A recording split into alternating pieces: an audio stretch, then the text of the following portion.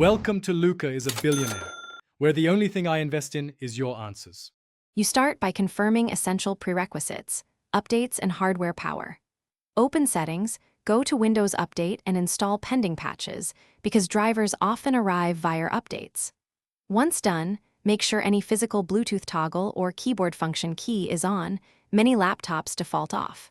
Then open Settings Bluetooth and Devices to begin.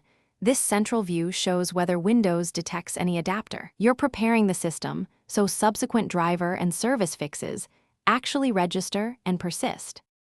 Next, focus on drivers and services because missing or corrupt drivers are the usual culprit.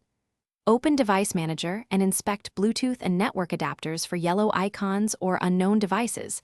That tells you Windows lacks a usable driver. Right-click the adapter, choose Update Driver, and if that fails, uninstall device then restart so Windows reinstalls a clean driver. Also open Services.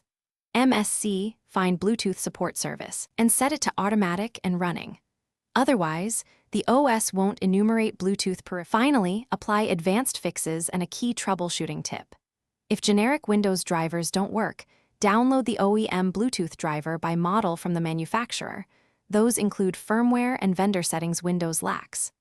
Run the built-in Bluetooth troubleshooter, and, if needed, reset network settings to clear cached profiles. Make sure Bluetooth is enabled in BIOS or UEFI.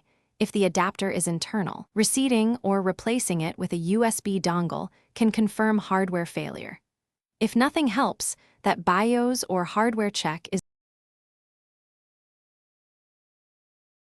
Thanks for watching and please subscribe. It's the best investment you'll ever make.